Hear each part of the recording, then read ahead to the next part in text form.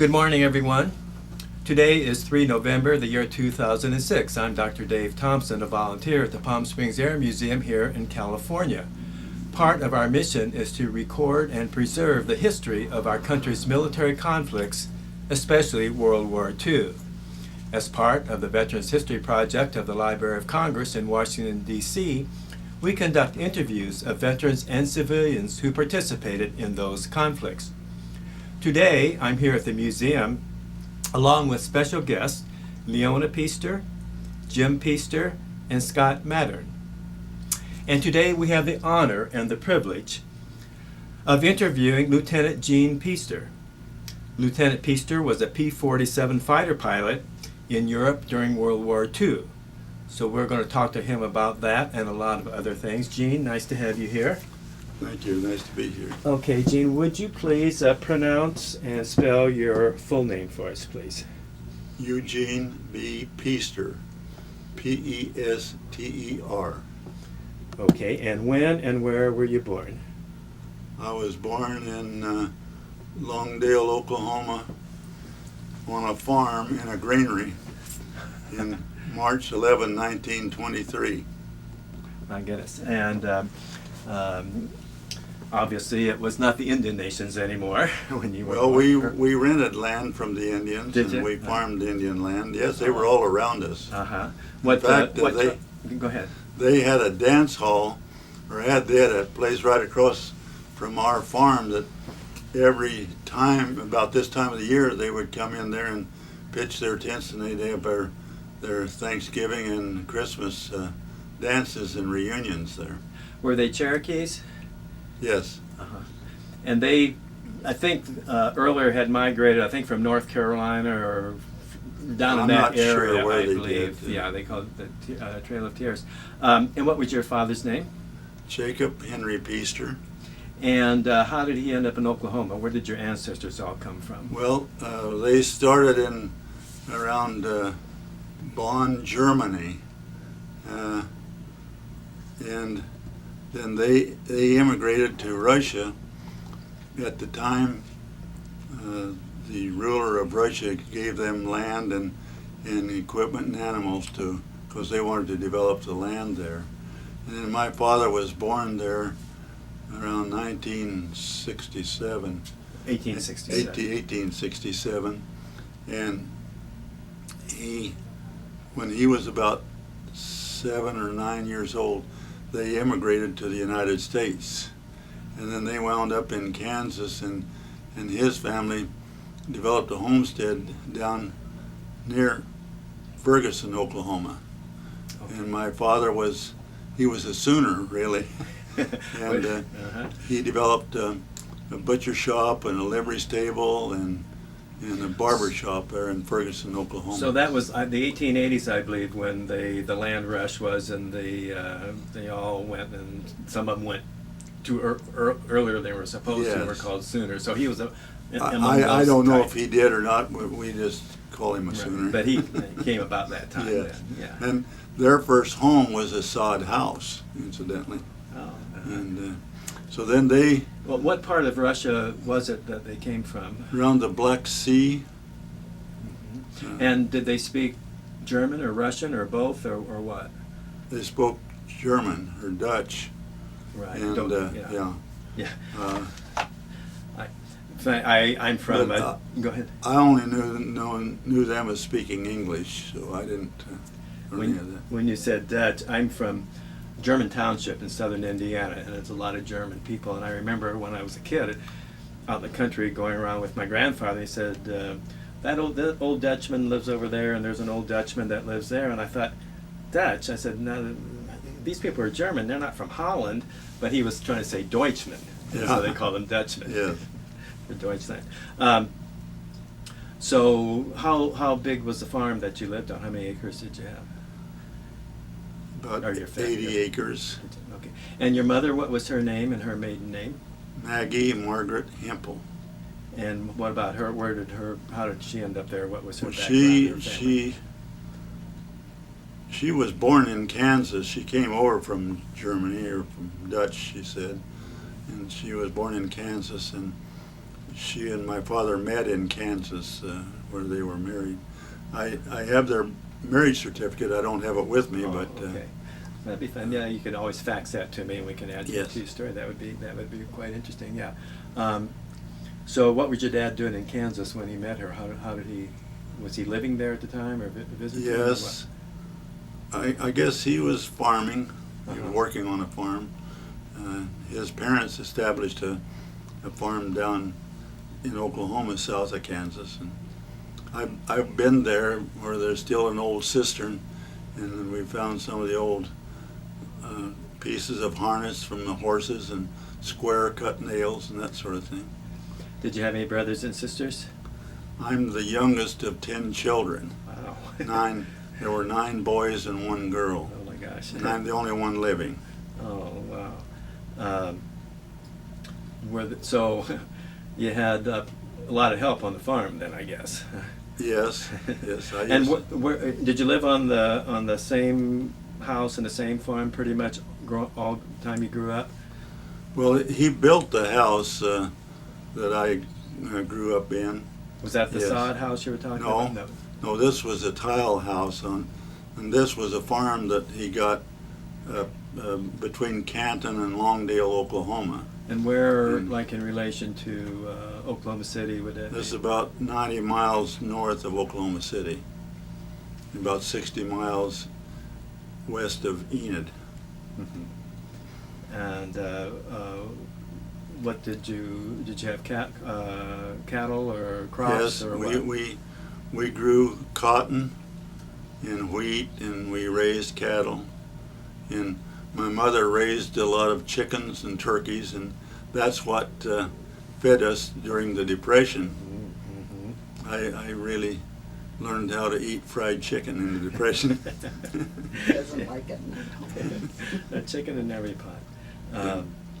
Did you have Herefords or what kind of Oh, cattle? it was just a mixture of cattle, yeah. Was it- Mainly for milk and butter. Okay, yeah. And And so the Depression, other than, I mean, did you have to cut back on anything? Did it affect you very much, your family?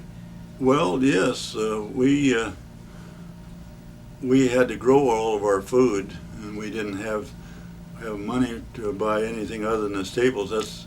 That was the butter and egg money, cream and butter money that my mother made, and my father did a lot of growing of grain and thrashing of wheat. He owned a thrashing machine, and I had a lot of experience with that and with the. Did you have a tractor or horses? Yes, well, or we had mules? started out with mules and horses, Right. and then we got a tractor, and Do you remember what kind of tractor your first one was? well, it was a McCormick, the first tractor, and it wasn't very good in the sandhills. It could bury itself and it couldn't pull its weight really. But then my father died when I was 12 years old, and my older brother, he took over the farm and he bought a new John Deere tractor, one of the little ones, and that's when I really learned to drive. Those were green, I Yes. think. I remember, because I grew up on a small farm. I still remember Alice Chalmers was orange, Farmall was Yes. red, Ford was gray. And so. Did you, while you weren't working on the farm, what did you do for pastime, for fun and stuff like that? Oh, we just hunt around for whatever you could find, and there wasn't anything to do. And I didn't have any sports equipment, and when I was a kid, I made my own toys with thread spools and hay baling wire. And Did you enjoy hunting? Yes. Pretty good shot. No. I thought maybe that. I was really into sports in school, Oh, you and were. I played basketball. I was on the basketball team, and in fact, there are several trophies back there yet. Our school is now defunct, and they've combined it with the Canton School, and it was in Longdale. And in 1937, they built a new gymnasium at our school, and I helped scrape the hardwood floors so we could play basketball on it. And I was on some championship teams, and there were some trophies there. Still there. I go back and visit them once a year when we have a family reunion. And what was the population? How far out of town did you live? Your farm? About 5 miles. Yeah. And how large was the town? Oh, it was about 300 or 400. What about now? What's the population there now? It's not any more than that. Maybe even be less. I don't know. Because a lot of the farms are being bought up by the big farmers, and the little farmers are non-existent. And what was the name of the town again? Longdale. Longdale, okay.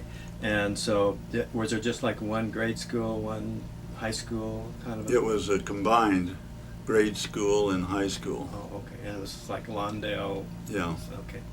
And who were to be some of the, who were some of those teams that you played? Like when you went to the finals, or in the I suppose you had sectionals and stuff like that. We played Hitchcock, and it's kind of hard for me to remember. Although we did have a 6 or 7 man football team.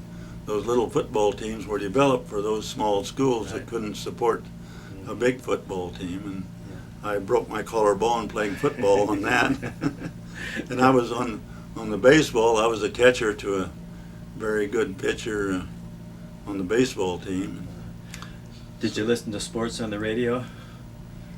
You were going that much? We didn't have a radio until later on. If we wanted to listen to the radio, we had to go over to my brother's place because he had a radio. We couldn't afford one. Were you a Cardinal fan? St. Louis Cardinals? Or did you have any favorite teams? Well, no, I really didn't know any of them, but I was just getting acquainted with some of the baseball players, Ty Cobb and the Dean brothers, and Babe Ruth. Yeah. Yeah, I think it was 1934 World Series, Detroit and the Cardinals played. And I just of course remember of it. Yeah, but those guys you're talking about, I think, played Yes. or the Dean brothers did, I know. Yeah. And we just had a Cardinal Tiger So I World Series. didn't know enough about baseball to have a favorite team. Yeah. I was just learning about it. And I never did own a baseball or a glove or a bat or anything of that nature when I was a kid. Yeah. Did you have horses? Did you ride much? Yes. Well, I rode. I herded cattle with a horse and didn't have a saddle. And if the horse threw me, I had to lead her up to a fence post where I could get back on her. And sometimes she'd bite and kick me at the time I was trying. Do you remember her name? Your horse's name? No. Did Indians go to school with you? Well, yes, not many, but we had one, and he was really fast. He could outrace everybody. Yeah. And they were sort of shy. They didn't mingle too well. Mm-hmm. But we had a few that went to school with us. But you all got along with each other pretty well? Oh, yes, no problem. Yeah. And in school, did you like school? Did you like being a No, student? I liked the sports of it. I wasn't all that good in school, but I did graduate from high school. What year did you graduate? 1941. I graduated from San Bernardino Senior High School. In 1935, I had a brother in San Bernardino. Here in California? Yes. Oh, okay. His wife died, and he had some children that he wanted my mother to help him take care of. And she brought my sister and I out with her to San Bernardino, where he was. There we attended Sturgis Junior High School in San Bernardino. Okay. And then I went on, and I went to high school there, and rebuilt a Model T Ford that I drove. And what year was that? Or I mean, what year and what model of that Ford was it? Oh, I don't remember the model. Okay. It was one that he had that he used to have, so Yeah. it was an old one. Well, San Bernardino a little bit different nowadays Yes. than it was then, I guess. Yes. So did you play sports in San Bernardino in high school? No, I was in a vocational carpentry class, and we built a new school building there. The carpentry class did, and that's where I started in my career as a carpenter, and I went on to apprentice carpenter after that. So you graduated in 41. So what did you do right after graduation then? Well, I went back to Oklahoma and worked on a farm there. Do you remember what you were doing December 7th, 1941? I was driving a tractor on a farm in Oklahoma, yes. And when did you first hear about the attack on Pearl Harbor? I heard it on the radio. At the time, I didn't know where Pearl Harbor was, and all I know is how catastrophic it was. And they sunk our Navy, and it was really scary because I thought they might invade us. That was when they were having all the blackouts in Los Angeles on the coast. And were you? Did it come as a real shock, or were you up on current affairs much? Could you see something like this happening, that we were going to be getting into a war pretty soon? no, all I knew at the time was that Roosevelt was trying to keep us out of the war with Germany and England, and Japan was a complete surprise to me. So, so then, did you continue working on the farm, or what happened? Well, then after? then, I went to volunteer with my brother in the infantry, and he was rejected because of his heart or some condition. So I didn't go in either. And then I came back to San Bernardino, and when I was 17 years old, I volunteered in the Air Force unassigned at March Air Force Base. Oh, you did. Okay. And did you have to have your mom sign for you? Yes, she had to sign for me to go in. Wasn't too hard to get her to do that? Well, no, it wasn't. She didn't want me to go in, but I did not want to go in the infantry. So that's the reason I wanted to volunteer in the Air Force. Had you been interested in aviation prior to this? Well, I had. I used to see the trainers from Randolph Field, Texas, fly over our farm in Oklahoma around the late 1930s, and I was interested in flying then. And so when I enlisted in the Air Force, they sent me to Fresno basic training, and that's where I took the aptitude test, and they determined that I would be a good engine mechanic, I guess from my experience on the farm and making my toys. Yeah. But I discovered that a pair of pliers wouldn't help you out on an aircraft engine. And then at that time I took the cadet test and I passed it, and when I graduated from aircraft engine school, then they sent me to Randolph Field, Texas in the cadets. That's how I got started in the cadet training. And how long were you there at Randolph? Well, you were there about three or 4 months, and then you go on to primary flight training, and there flew the Fairchild PT-19, and you were there 2 or 3 months. Then you go on to basic training, and that was in Garden City, Kansas, and there they were starting some experimental groups, and one of them was fighters. And I knew I was pretty tall to be a fighter pilot, but I wanted to be a fighter pilot rather than a bomber pilot. So I put my name in the hat, and by golly, I was drawn out. And then I flew AT-6s. I never flew the basic trainer. In basic training, I went right to AT-6s, and I had extra instruments and extra flying. Did flying come easy to you? Well, yes, in a way. My instructor told me that he was good to have me a pilot as a cadet because I had never been in a plane before, and I hadn't flown. There wasn't the things that I didn't have to unlearn.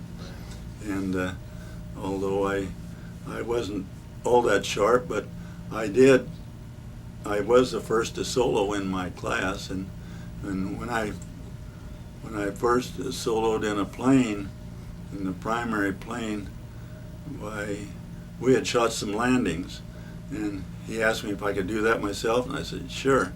So he got out and strapped his seatbelt and told me to take it up, and I went up, and as I was getting up there, I thought, what in the world am I doing up here by myself? So I went around and shot a couple of landings, and he motioned me around a third time to shoot another landing. And when I taxied up to him, he hopped up on the wing and asked me if I was nervous, put his hand on my arm. I said no, and he says, well, is I was a little bit leery about soloing you, but it was an old ship anyway. No big loss. Right. So those are some of the fun things. And his name, incidentally, was Elmer Peterson from Idaho, I believe. I never did get in touch with him. I wish I could have contacted him after I got back from the service, but I don't know. I didn't do any of that when I got back from the service. But We were talking about what he said. We've got here in our library a book from way back in early 1900s, and a guy was writing, and they said, I don't think we should have parachutes, for our pilots, because that encouraged them to jump out of the plane instead of trying to saving the plane. In other words, the plane was a lot more important than the pilot back in those days. well, it wasn't encouraging for me. I flew the Thunderbolt, and it was such a plane that if you belly landed it in a group of trees, it would just plow its way through, and you were safer to belly land it than to bail out of it. So I had decided right from training, first in the P-47, that I would never bail out unless it was on fire. When did you get your wings? I got my wings on my birthday in 1944, March 11th.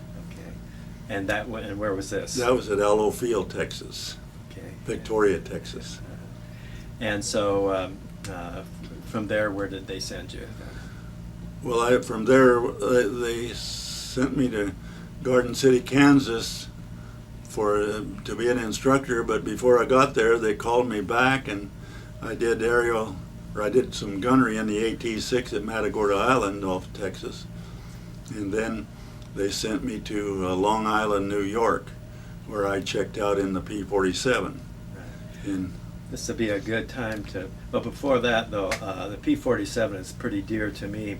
I'm from Evansville, Indiana, and Republic Aviation, who was in, I think, Farmingdale or in New York, but they also built a factory in Evansville where my father worked. My father was a welder on refrigerators at Serval, and so they built right there the P-47 plant. So then my dad, all through the war, was a welder on P-47s. And I remember, I've still got pictures that I drew of P-47s, with the 8 machine guns firing. And it turns out the P-47 that we have here, found out that it was built in Evansville. Oh, boy. And so, for all I know, my dad could have been a welder on that plane that we have here. Let's go over here to the P-47. And I'll give you this as a little pointer, and let's if you can point out some of the interesting aspects of the plane. Let's do that now. It'd be a good time. Okay.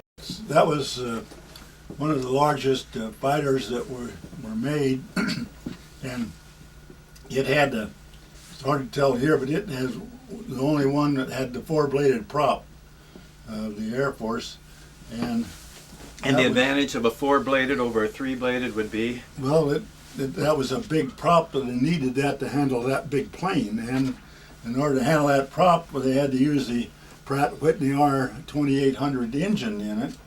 And it developed about 2,200 horsepower. And at the war emergency, which was with water injection, it developed 2,330 horsepower. And it was quite a bit larger, say, than the P-51 and the Yes. P-40, and heavier too, I would assume. A lot heavier. And it burned about 90 gallons of fuel an hour. And in order to handle that, the fuel for the engine for the plane was in a big tank right underneath the cockpit, about 370 gallons. And we could also carry a 150-gallon belly tank. So at that rate of consumption, we could get 4 or 5 hour missions in it, although I think my longest mission was about 4 hours. And it was designed to fight at high altitudes, and at 30,000 feet, its speed was about 400 miles an hour.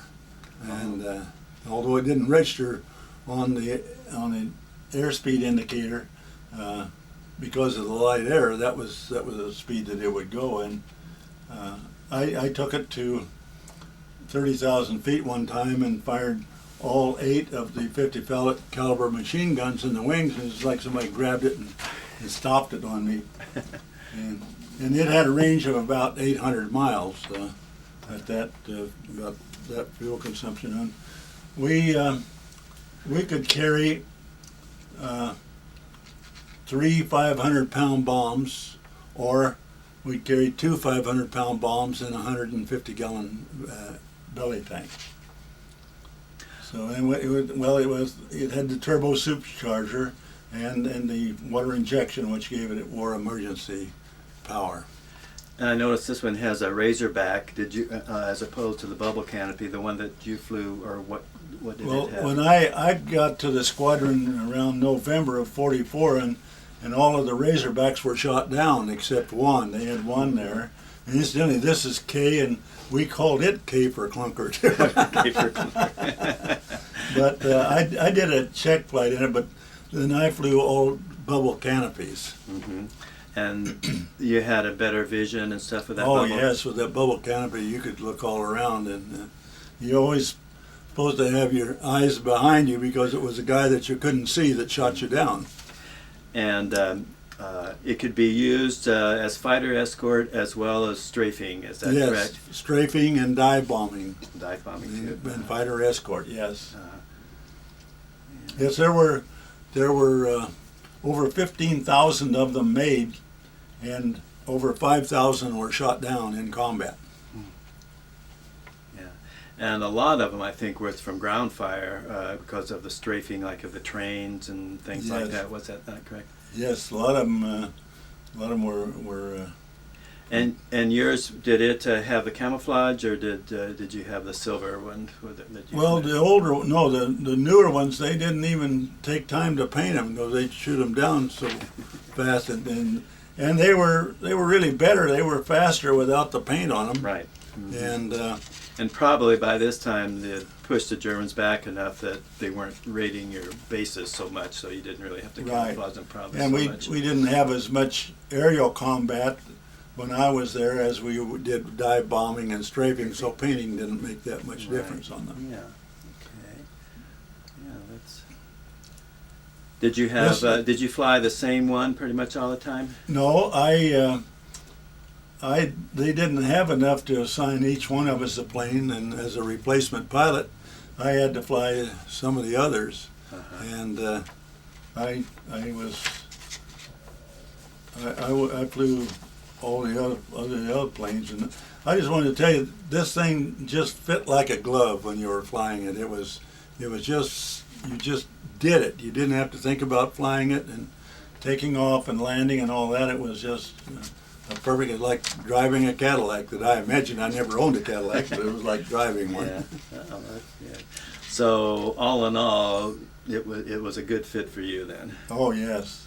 Well, it was a big one, and I was a big guy. I got in it from an experimental group in cadets, because I wanted to fly fighters, and I put my name in the hat, and they drew it out, and I got the fighters. Unfortunately, I was assigned to Thunderbolts, but in some of the, when I was flying it, even with the bubble canopy, if you hit some prop wash, you'd bump your head on the side of the canopy, because, but it was just perfect for me. Great. I really loved it. Yeah, I bet you did. That's, yeah. Experience it. And so you were going to go to be an instructor, but then they brought you back, and then you checked out in the P-47. Yeah, I went to Long Island, New York, and I checked out there, and then I went to, excuse me, I went to Richmond, Virginia, and did some more aerial gunnery there and flying and just getting acquainted with the 47. Then I went to Baltimore, Maryland, and did some ground gunnery there, and then we went. Then I was sent overseas, and I sailed October 12, 1944, on the Queen Mary out of New York. How was that? Oh, that was a good ride.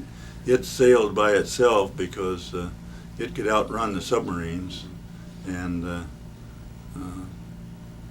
we had quite a. It sailed quite a trip. We sailed in about 5 or 6 days to get over there. And where did you dock? Docked at Glasgow, Scotland, and there they had all the dirigibles, we called them, holding up the British Islands. That was for the low-flying. Yeah. And well, on the Queen Mary, we were in a room probably about this size, and we had bunks stacked up about 6 high on all of the walls, and our duffel bags were piled in the center. And my bunk was on the opposite the door on the bottom, so I'd have to get up on the duffel bags and roll down in my bunk. That's how crowded it was. There were 15,000 troops on there. Did you have anybody that you were serious with back home when you came overseas? Did you have a fiance or girlfriend Well, or anything like that? I met my wife at Aloe Field, Texas. I had an appendectomy there, and she was my nurse. And what was her name and her maiden name?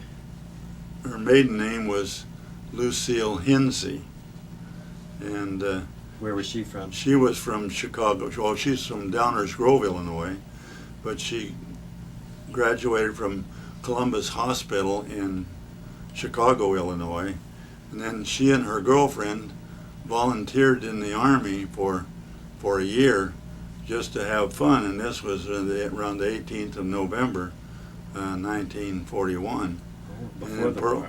Pearl Harbor happened on December 7th, and then they were in for the duration.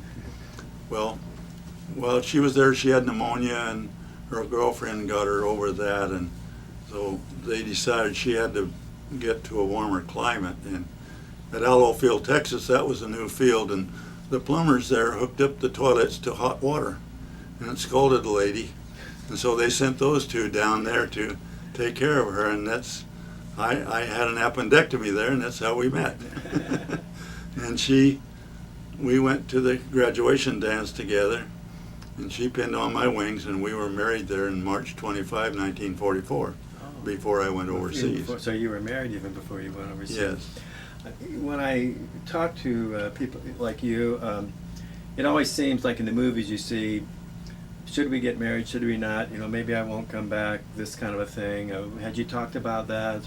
Well, we didn't talk about it. I thought about it some, but I guess I wanted somebody to come home to. And I realized afterwards it was foolish of me because she was pregnant before I left, and I could very well have been shot down on my first mission. But I didn't. I got back and everything worked out all right. But it was a foolish thing to do in a sense, but who knows? We went on and we lived for 60 years of married life, so I guess it wasn't too bad. I think it was the right decision. So during the war, then she had a child.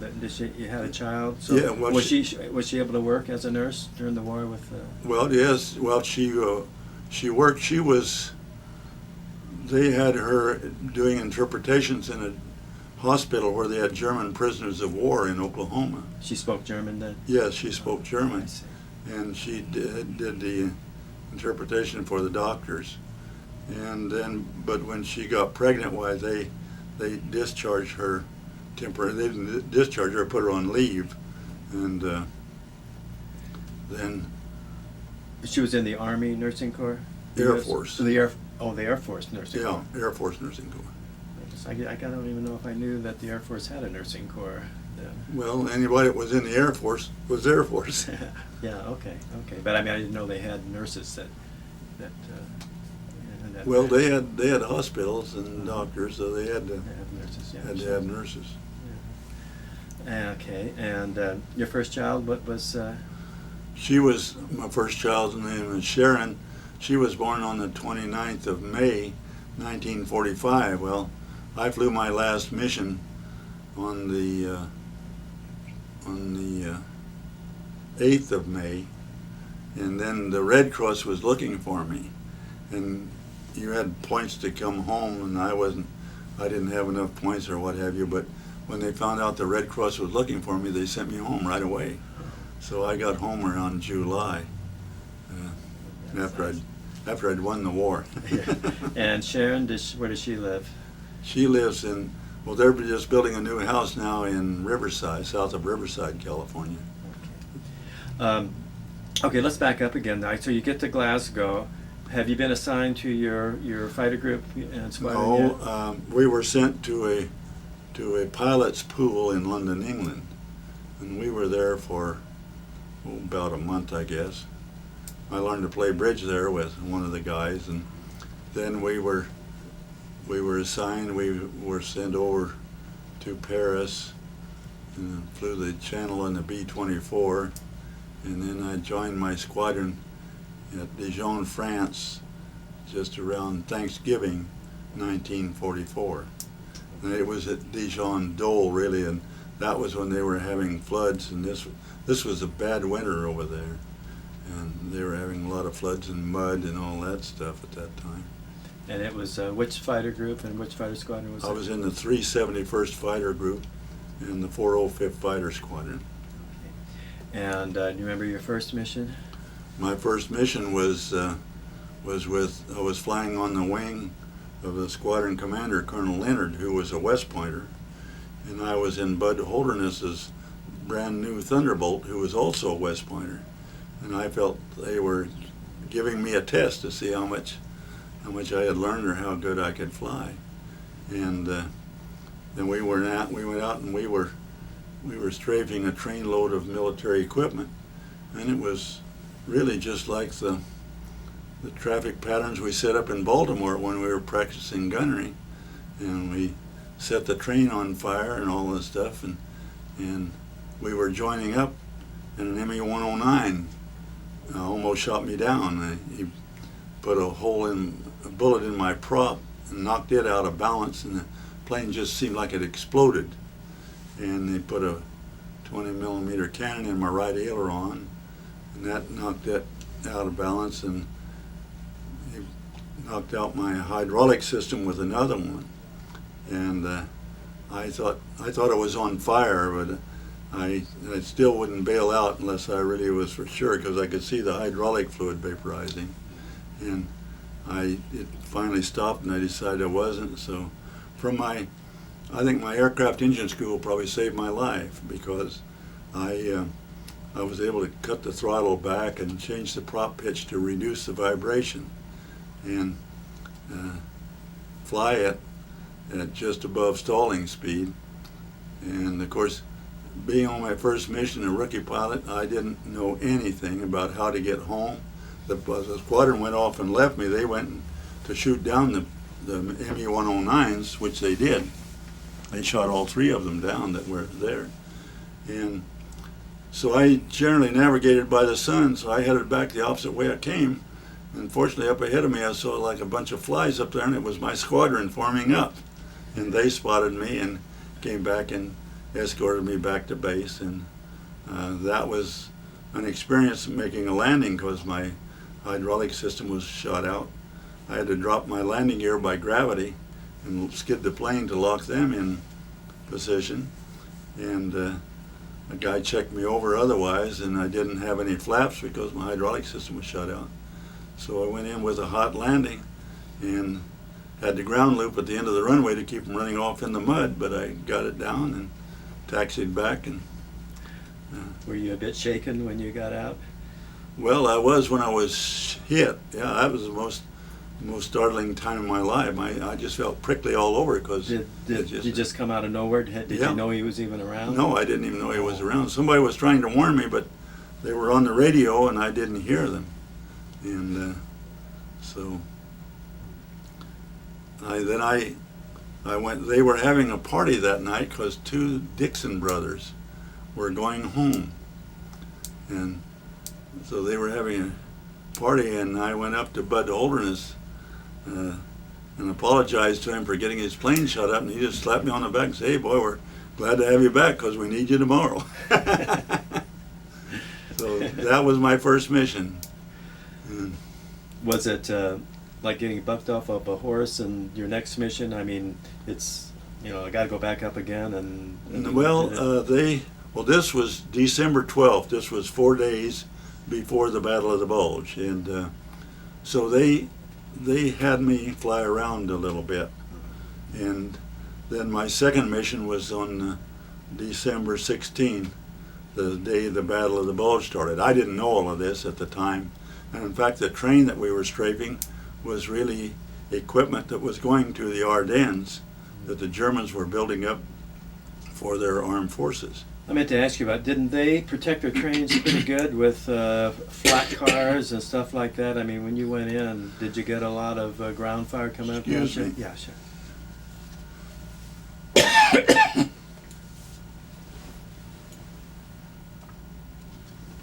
Yeah, I'll take that pencil there too. Yeah. Well, some of them they did, but this was this was at a time when they were retreating pretty much, and they didn't have that equipment on the train, so we didn't get any anti-aircraft fire on that train. And also, wasn't the weather the first week or so pretty bad, where it was difficult to get planes up to support our guys during the Battle of the Bulge?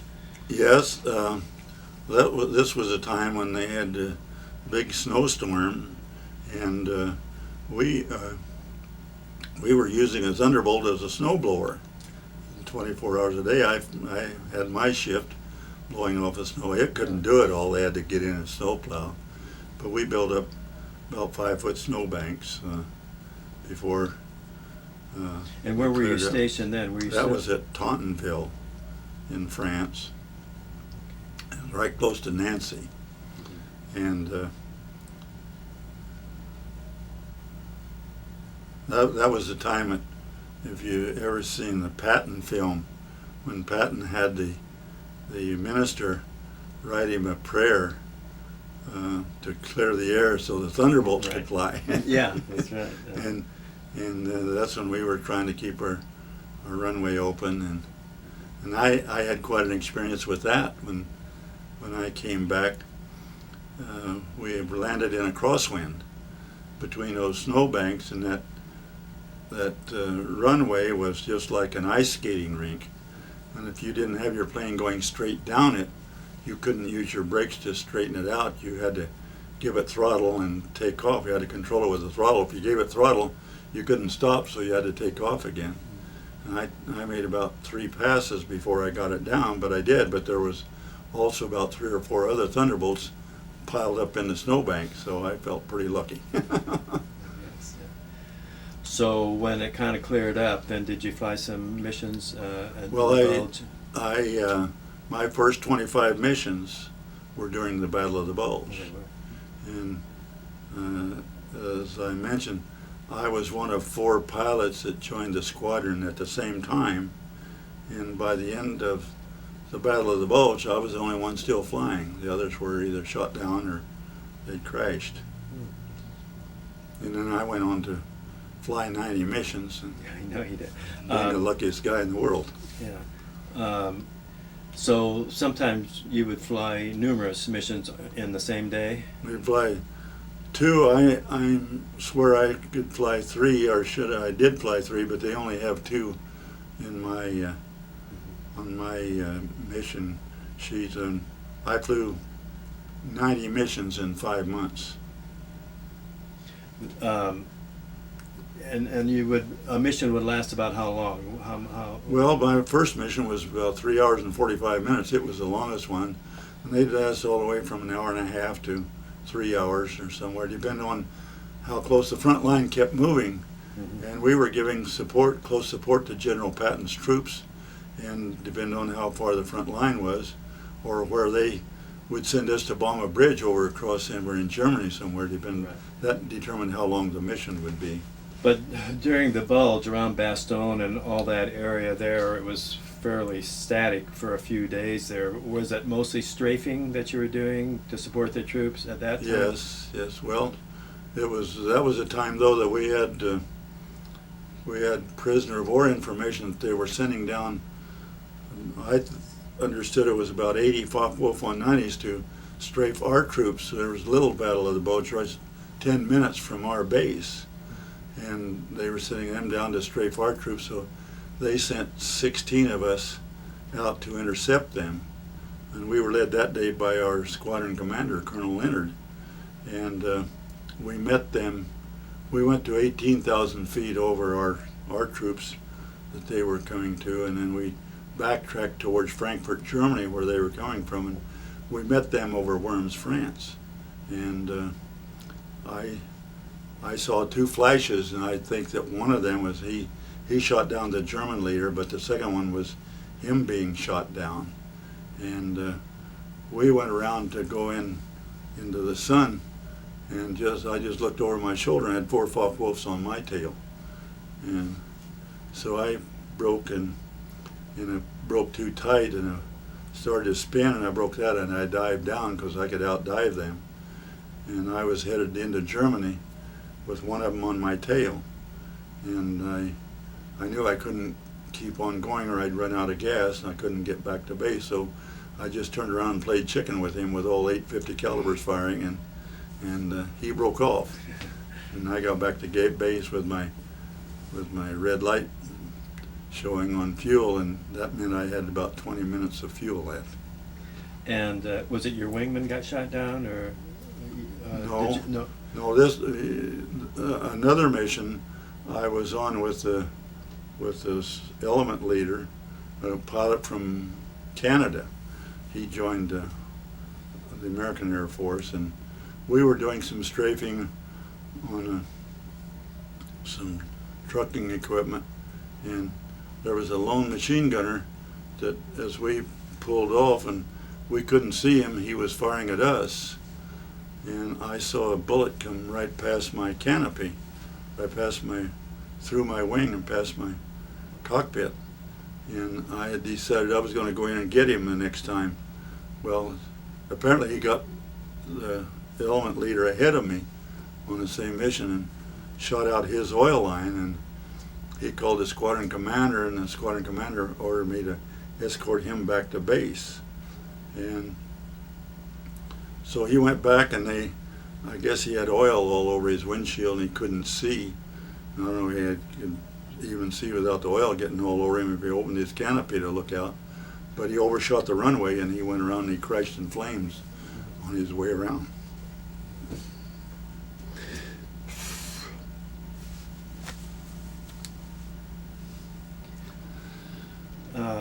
I wasn't going to do that. No. That's part of it. Then I went ahead and landed. I didn't know it, but I had a flat tire. My tire was shot out.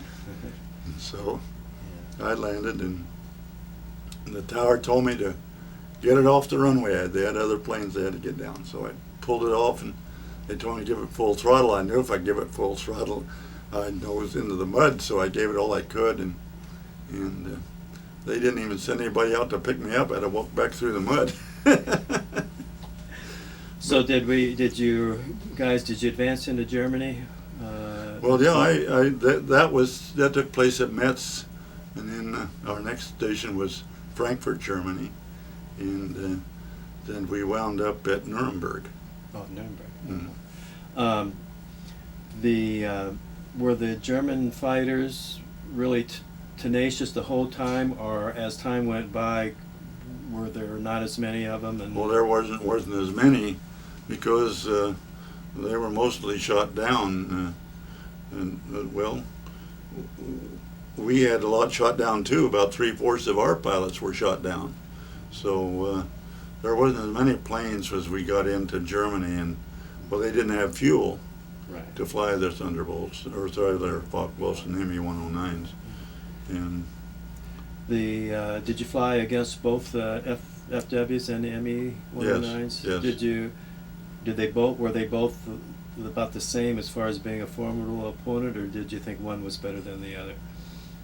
Oh, I suppose the ME-109 was better than the Focke-Wulf. The Focke-Wulf was a radial engine like the Thunderbolt, and the ME-109 was an inline engine like the P-51. A little faster. Yeah. Did you get credit for any destroying any enemy planes? No, I didn't destroy any enemy planes. That one mission was the only one. I didn't get a shot at any. They were on me before I knew they were around. So in your 90 missions, that's over what period of time? That was from November, or from December 12 to May 8. December 12, 1944 to May 8, 1945. And that was the last day of the war. Yeah. And had to be getting pretty stressful, after a while. Did you notice that, or did it bother the other guys too, or how did everybody kind of handle that? You don't really know.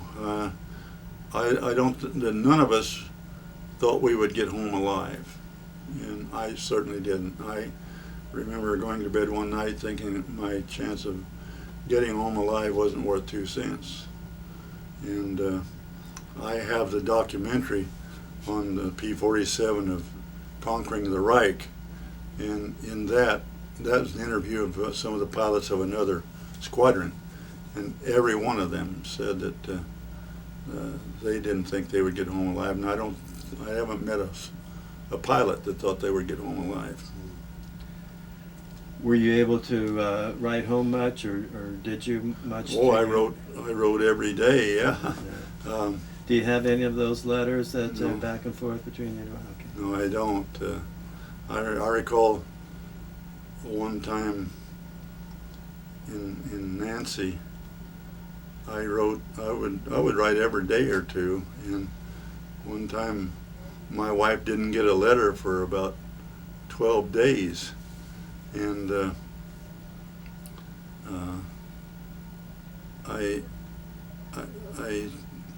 wrote to her that Patton had stopped all the mail. That was during the Battle of the Bulge, when he was he would pull everybody off of the streets. If you were a pilot and you were on the street, you were in Patton's army.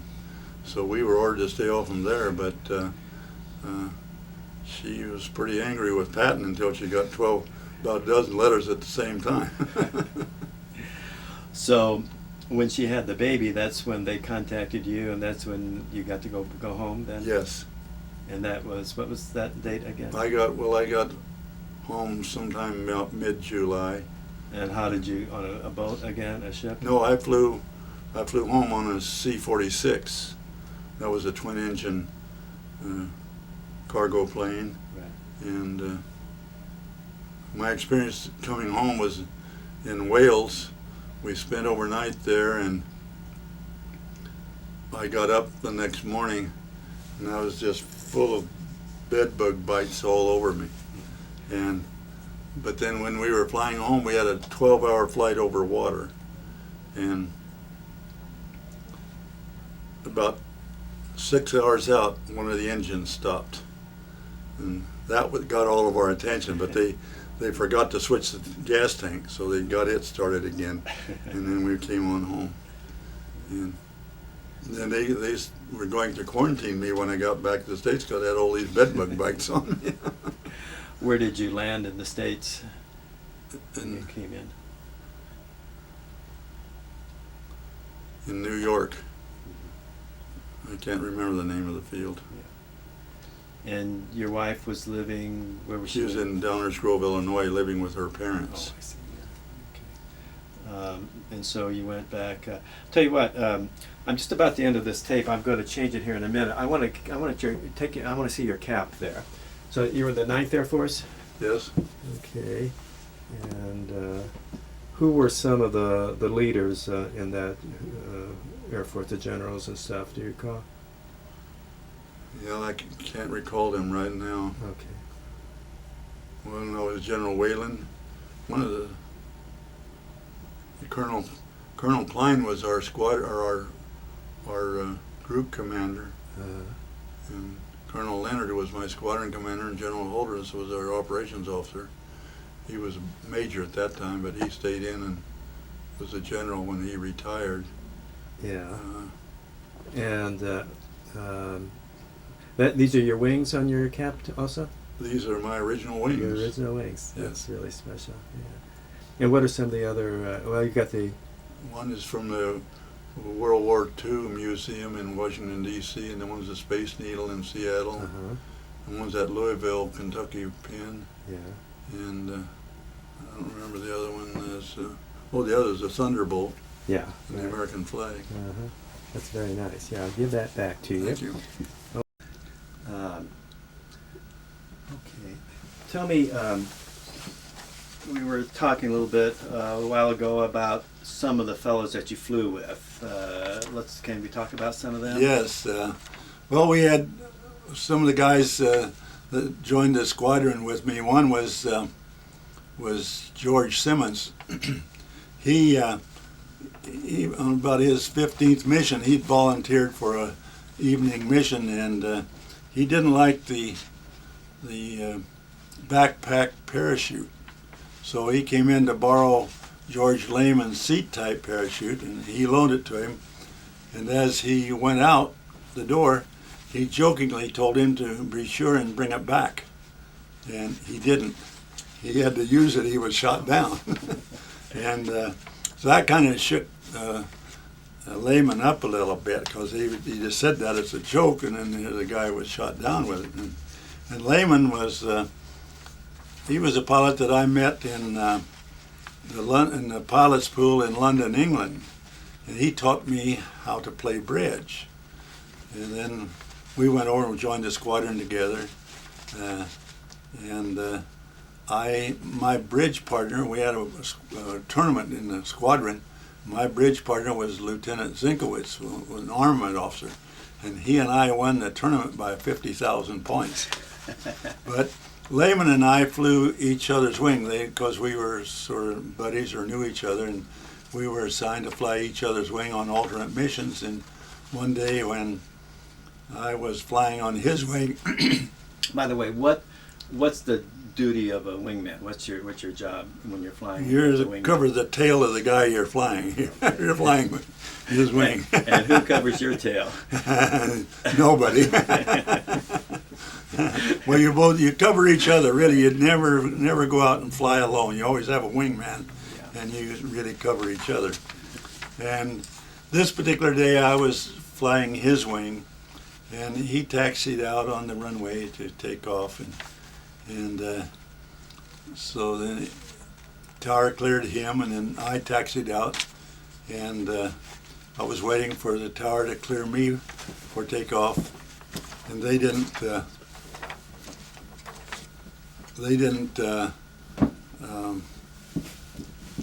clear me to take off. So I was revving up my engine, and I asked them if I could take off, and they said, "No, cut your engine. We'll tell you when you can take off." And oh boy, something is wrong.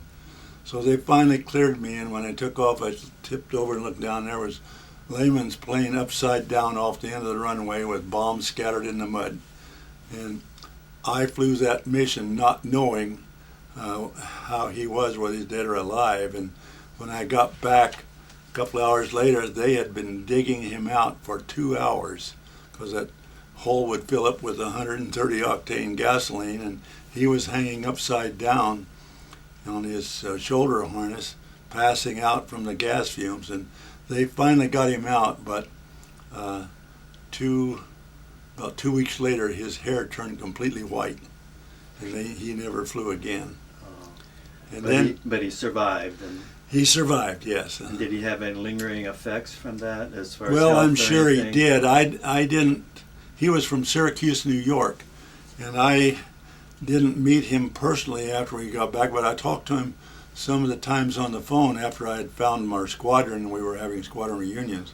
But he was sick then, and he died shortly after that. Then one of the other guys was Raymond Shurik.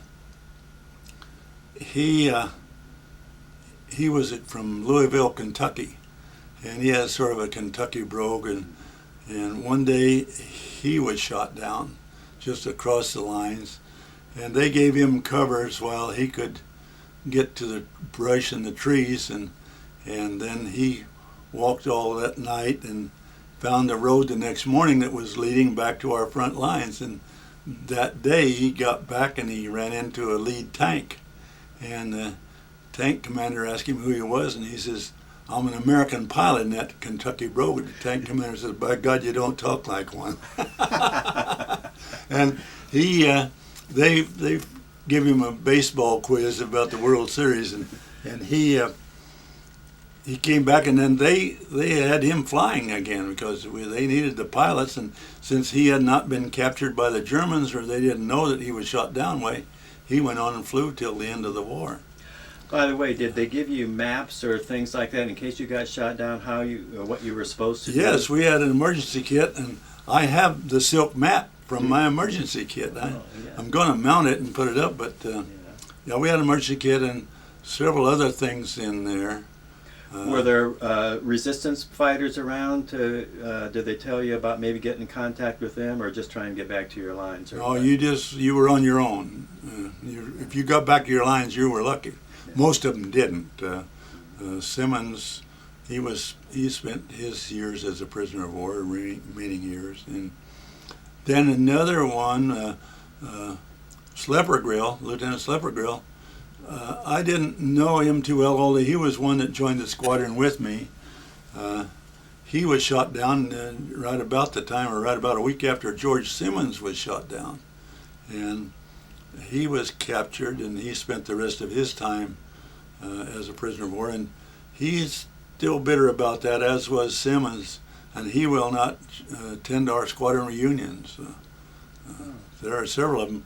One guy was a wingman that was shot down when Colonel Leonard was shot down, and he flies those banners out on the coast and down the coast, and he won't attend our squadron reunion. So he was sort of bitter about that flight. He was flying Leonard's wing, and Leonard went right in on the leader, and he had to go with him, and they shot them both down. Then there was another guy, Leon Hooper.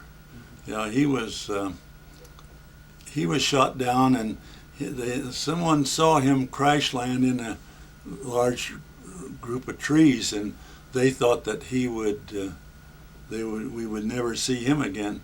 And one Sunday, we were playing volleyball in our yard there at Frankfurt, Germany, and here he comes up walking with a big patch over his eye. He had a gun sight wound. The gun sight was right up there, and I don't know if he had his shoulder harness strapped or not, but he got a gun sight wound from that, and that was really bad because he had terrible headaches from that. And when he came back, he just couldn't take it. He took his own life to get rid of the headaches. And so I think that's. Now, what about some of your missions that you did that were kind of memorable? Well, I remember I had several of them, but I liked flying with Bud Holderness, General Holderness. He was a West Pointer. Right. And one day they sent us out across the Rhine River to skip bomb a bridge abutments, and they wanted that bridge bad. They told us, you get that bridge the first time or we'll send you back. Well, just about the time we were stationed at Metz, France then, and just about the time we got to the bridge, the tower called us and said the weather was sucking in and to return to base. But we went ahead and skip bombed the bridge. And the thing about Metz was there were some large hills there that you couldn't come back over the overcast and let down through it, or you were in danger of hitting those hills.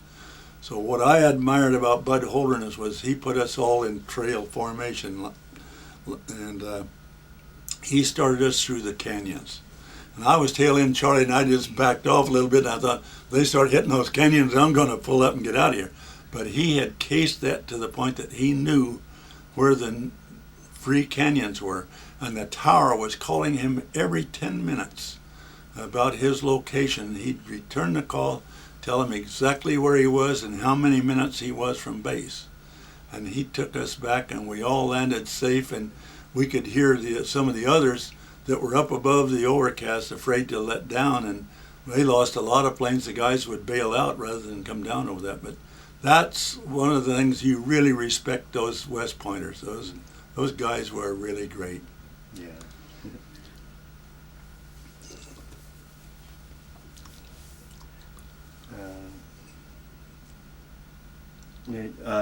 And you told me you had relatives, I think, in Germany. Well, no, yeah, my wife's parents were born in Germany.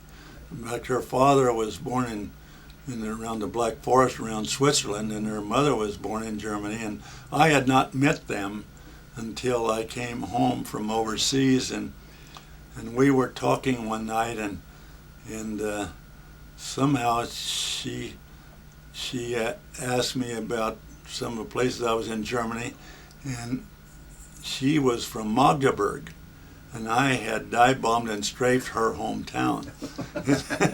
She really gave me hell. Not a good way to make No. points, is it? Right.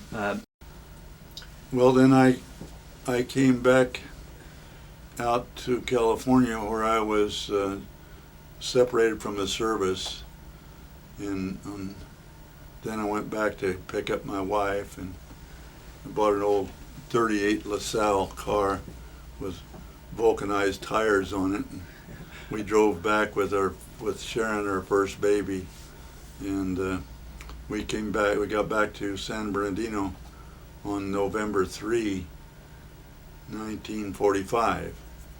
So what month did you separate from the service then? November. Well, I separated, I don't know, sometime around October or November. Okay, so it was after the war then. But my final date was November 18. I was in exactly 3 years. I went in November 18, 1942, Right. and came out November 18, 1945. But before the war ended, did you think you were going to be sent to the Pacific? Yes, I was getting ready to go to the Pacific, because that was before they dropped the atomic bomb, and I'm sure you're glad Truman did that. I was glad, because they were expecting heavy casualties if we had to go to the Pacific. Right. And I didn't. I wasn't a very good navigator flying over water. Right. So when you were out here, where were you at March, or where were you based? When you were getting ready to go to the Pacific, more or less, where were you stationed then? In Santa Ana. Okay, so so you got out, and then you moved back to San Bernardino. Is that I what moved you- back to San Bernardino, and before I went in, I was an apprentice carpenter. And in fact, I did work on the building at Norden Air Force Base, at the Norden bomb site building in San Bernardino. Oh. And but I moved into the house with my brother, and then I became the president of Carpenters Local 944 in San Bernardino, and I went to work rebuilding the railroad buildings up around Hesperia up in there. As you know, the government took over the railroads, and they had to rebuild all those Gandhi dancers' shacks after the war was over. Do you remember the street you lived on in San Bernardino then? 6 J Street, yeah. 615 J Street, I think, was the address. How long did you live there in that house? Well, I lived there about 3 or 4 years, and I was working for another contractor, and then I bought a lot and started building a house in San Bernardino. I can't remember that street now. It was up by the golf course, and Was it a spec house, or for you to live no, it in? was for us to live in. Uh-huh. And I built that, and then I got a job as the building official for the city of Fontana, and then I sold that house and moved to Fontana.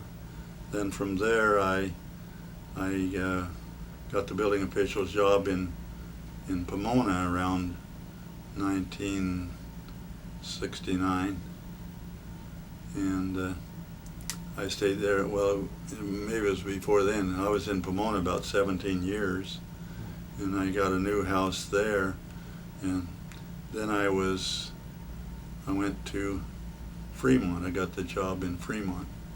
Is that in northern? That's up by San Francisco, across Right, the bay yeah. from San Francisco. Uh-huh. I retired there in 1980, but during my time in Fontana, I became active with the International Conference of Building Officials, the nonprofit group that wrote the building codes, the uniform building codes, and I started out on their research committee, and I went through all their committees in all of their offices, and I was president of the International Conference of Building Officials in 1972-73. Did you do any flying in your spare time? Or No, only the airlines. Yeah. And and how many children did you have all We during have this time? 3 daughters. 3 daughters. And what are the other 2 names? Sharon and who? Sharon, Yolanda, and Janice. And Yolanda she lives in Kellogg, Idaho. She is now retired, and Janice lives in Palmdale, and she's a school teacher, a specialist school teacher. Her husband's also a school teacher. how many grandchildren do the I three have 7 grandchildren and 4 great-grandchildren. Oh, Not to be for. Yeah. really? Her 4th one isn't here yet. Oh, well, this is good as here. Well, but no, that'll be the 5th one, really. Lonnie has 1 or Oh. 2 up in Idaho. So. Right. Yeah, hard to keep track of. Yes, sure. it is. Where did the kids grow up mainly? Where were you living most of the time when they were going to school? The cities that I was Oh, just there you mentioned, I was in doing building inspection. Janice was in, well, Sharon, the oldest one, she finished high school in Pomona, and she got a job with the county, and she went on to become get a pretty good position there. She was their systems manager for the district attorney when she retired. And Lonnie, they moved on up to Idaho, and she had the Panhandle Cleaners up there, and her husband was killed by a drunk driver, and so then she sold a cleaner to her boy, and she has an apartment house, and she's retired. And Janice, she went to college and went to San Jose State when we were in Fremont, and she's graduated from there. And you were living in Fremont when you retired? Yes. Did you play golf or tennis, or did you? I played golf all the time. You did? Yes. Yes, I played golf until about 2 or 3 years ago. I can't hit the ball far enough now. So. It's funny how that happens. Yeah. How that happens. Where did you play? Where did you play mostly? Well, we lived in Lakewood. We bought a condominium in Lakewood, and I played the Hartwell par 3 golf course where Tiger Woods Oh, learned to play. really? Oh, Yeah. that's pretty, yeah. But I played all over California. Up in Fremont, I played several places. I played in San Jose, and Australia. I went on a couple of golfing trips. One to Australia, Did you? one in Hawaii, and I played in Singapore, and I played in Scotland. I played St. Andrews, Did you? the old course. I've got a putter from there. Did you? Yeah. I got to play that one time too. That was really special. Oh, those caddies are really something, aren't they? Yeah. I'm a dentist, and the caddy that we had, turns out his father was the first dentist in St. Andrews. Oh. and he has hardly any teeth himself. And he's like, I don't know, it looked like he's in his 50s or 60s, but. Did you stay in that old hotel there on the last or the 17th hole? Where they hit the ball across and Oh no, hit no, that plate glass it was window? one along the 18th that Yeah. we stayed in. Yeah. Yeah. Uh-huh. Yeah. Well, they have a lot of memorabilia in there. That was really something Yeah, to stay. yeah, it was wonderful. So, what year did you retire? And you were living in Fremont when you retired? 1980. And was your wife still living at that time? Yes, she was having problems with arthritis, and she had a laminectomy, and it didn't get any better. So I was a caregiver for her for the last 20 years of her life.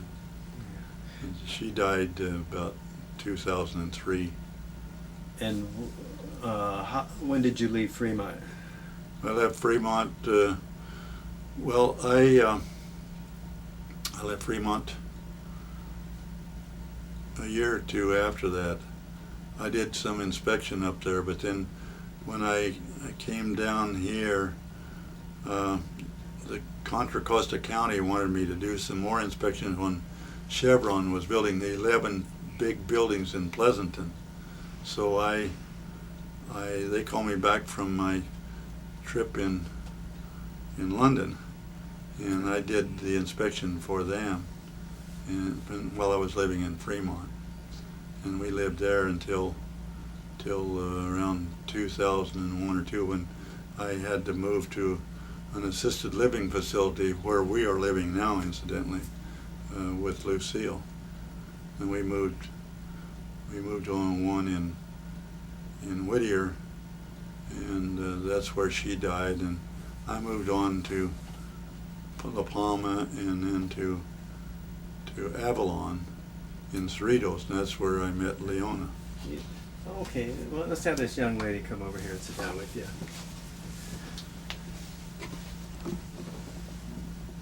Okay, maybe you can move that out of the way a little bit. This young lady isn't so young.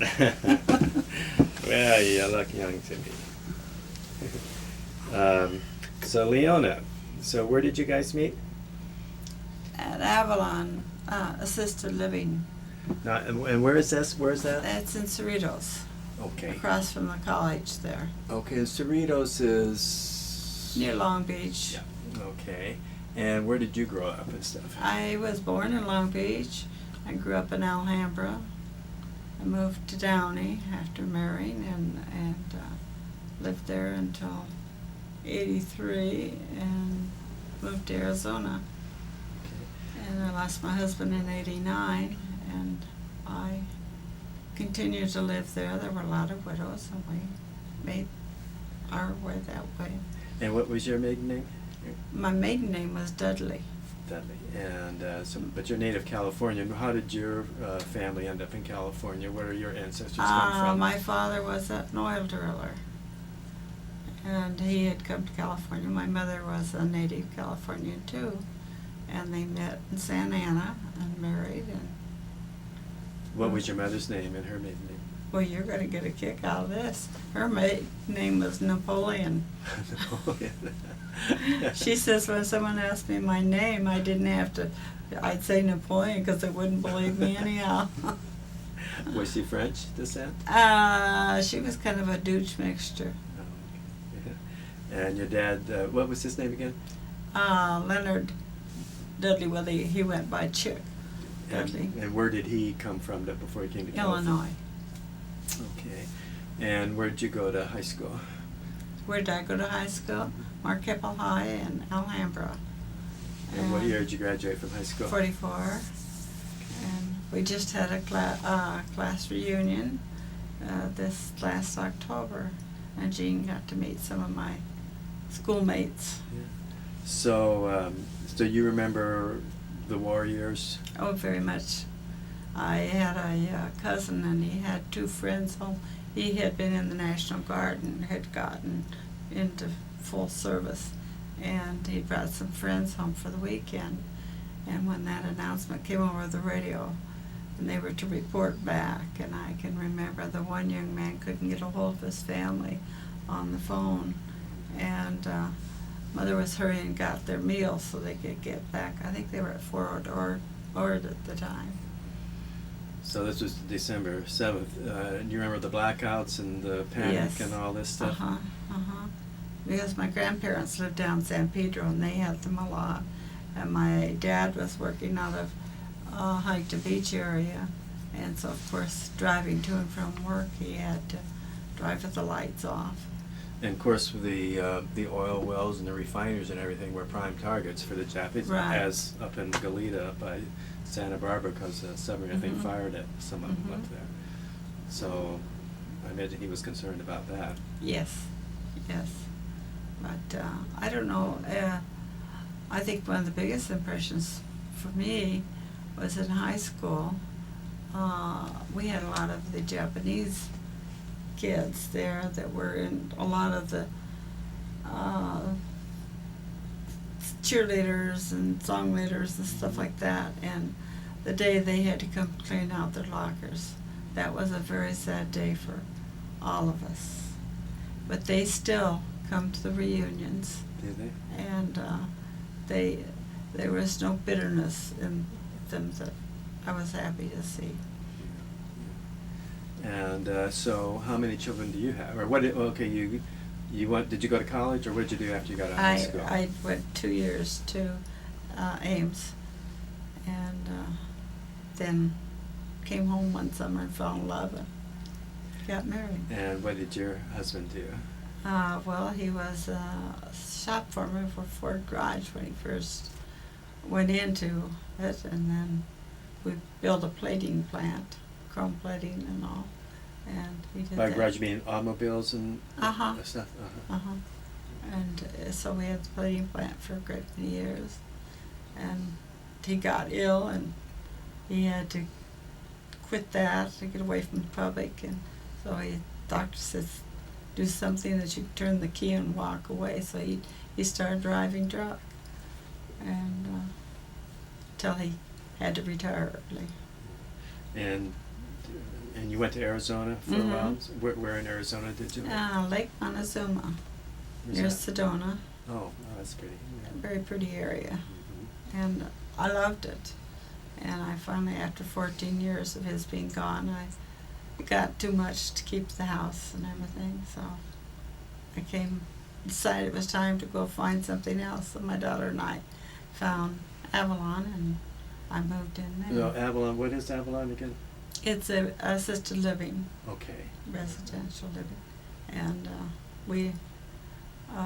I volunteered there doing a lot of things, and I interviewed Gene when he first moved in, and You let that riffraff in there? You're the one that let him in? well, I'll tell you, he didn't make a big impression that day. She really thought I was riffraff. How's that? But that went on later. I mean, things changed. Wasn't quite so riffy-raffy anymore. No, he So- decided he wanted to live, and he got with it. Okay. And where did you guys get married, or when did you get married? November 9th, last year, 2005. I'm- And I meant to ask you when you were growing up too. Was your family very religious? Did you go to church a lot and stuff? My mother was, but I was. She would take me to church, and this was a Methodist church, and one Sunday, the minister stood up there and says, "All of you who do not come up here and give your heart to God are hypocrites." And I didn't know what all that was, so I decided I wasn't any of that. So. You didn't know that. now I know why he feels that way about my church. And how about you? When you grew up, were you very religious? Methodist church. Oh, yeah. That's why. I said, yeah. Oh, okay. And so, how many people live where you live? There? About 200, right? And when did you get married, did you say? November 9th in 2005. Okay. We're just about ready to celebrate the first anniversary. Oh, well, congratulations, absolutely. Did you, or what do you do? I mean, I'm sure there's a lot to do, but do you go off-site to do things too? We've or done what? a lot of traveling in this last year.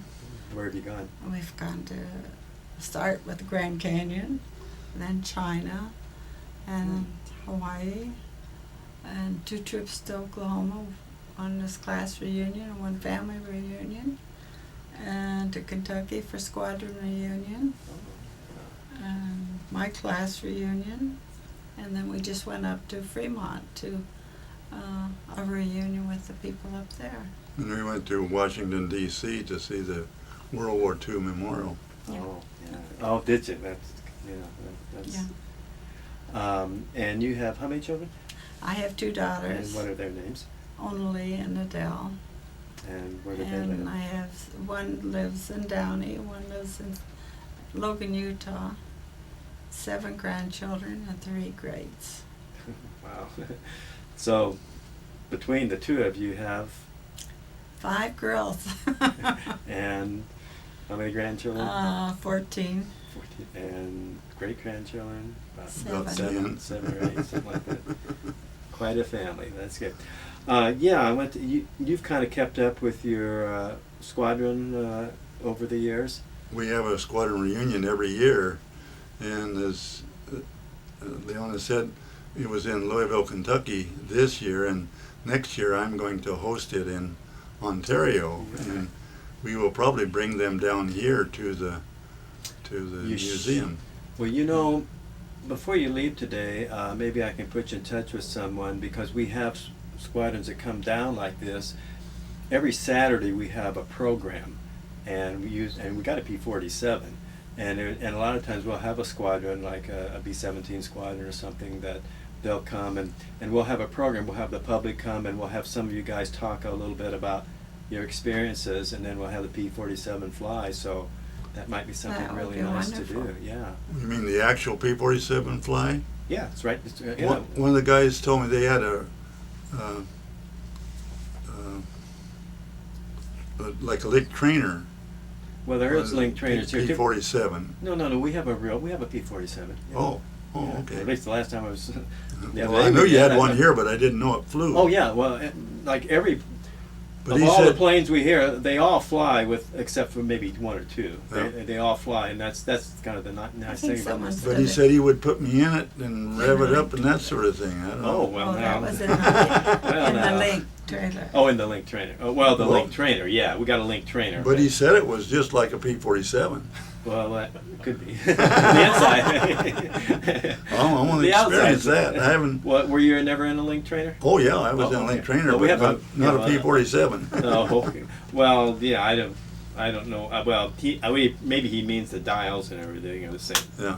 The link trainer we had is just like the link trainer you were in before. Mhm. Okay, so, but we do have a P-47, and I don't know, maybe. The link trainer is much more difficult to fly than the 47. Yeah, especially you can't see anything that was Yes. going over you. Yeah. Right. Well, even just the control, it's more difficult Oh, to fly. yeah. It was for me. Okay, well, I think we can probably just about wrap it up. Either of you have any further thoughts you'd like to share with us? Oh, one thing I remember is when we went to D.C. and he went through the memorial, and then the Smithsonian has brought a lot of this out that just kind of forgotten about, and or maybe tried to forget about, and he talks about it freer now. That, and he's kind of typical of most of these guys. Mhm. That's what I find. We've done probably 300 or 400 of these interviews here in the last 5 or 6 years, and yeah, this is what we notice. And I think that a lot of it is that people seem to be more interested in your generation now, especially since Tom Brokaw, The Greatest Generation, and the movie Saving Private Ryan, and now The Flags of Our Fathers. I just saw that the other night. It was very good, I think. And so younger people are becoming quite interested, Well, too. it's very impressive when he'll have his cap on, whether we're in an elevator, walking down the street, or wherever we are. They'll come up to him and shake his hand and thank him. Yeah. Well, And that's so impressive to me.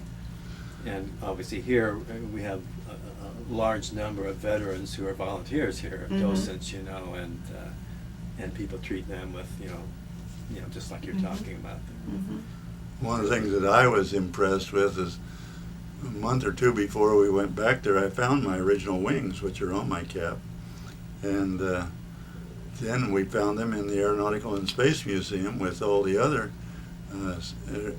wings and things from flyers in World War II. Yeah. How many, like at your last reunion, how many guys were there? Well, there were about 5 pilots. Then we have a ground crew too. Yeah. I don't know the exact number of the squadron, but 9. because we have the How many? family and 9. 9, and then we have the families that also come. So What was the final count? Wasn't it about 39? the people that were there, The yeah. entire group? Yeah, I think Mhm. so. Yeah, about 39. Mm-hmm. Yeah. And the two, our other two guests, can you talk a little bit about them that came with you Well, here today? Scotty is an adopted nephew. Oh, okay. Jim Pester is Gene's nephew, and he's gone to, I think, about every one of them, hasn't he, with Yes. you? And Scotty went with us this year, and he became a member of the squadron with All right. great love from all of the people there. That's So, great. Yeah. We've enjoyed him so much. We meet for lunch every so often, and just he's part of the family. That's- And he's very interested in the P-47s. Great. Scott, yeah, let's come on over here, Scott. Get over there with those guys. Let's. Yeah. Okay. So, Scott, how do you get to know these guys? Jim Pester, Gene's nephew, is the guy I work with. Oh. And I just started working with Jim about a year ago, and was invited to go to lunch with Gene one time, and we just started talking a little bit, and it really got my interest.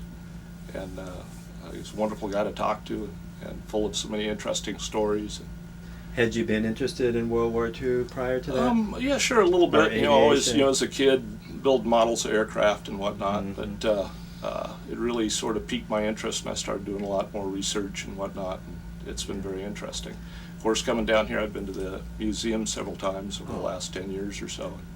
Yeah. Just getting to meet the guys here and whatnot. It's been very That's interesting. what makes the whole thing. I mean, that's the best part of being a volunteer here is you're around guys like this all the time. Oh, I can imagine. Yeah, Yeah. really great. I wished you'd seen his face at the banquet tonight, wasn't it? Or no, I guess the night before. He'd brought back a book of Gene's that he'd made up, and they were all sharing it. And this one was telling who that was and what had happened and all. And Scott was sitting there, and I'm telling you, his eyes, he was just so involved. It was marvelous. I thought he belonged there that night too. That's right. Good. Okay. Well, guys, thanks again for coming.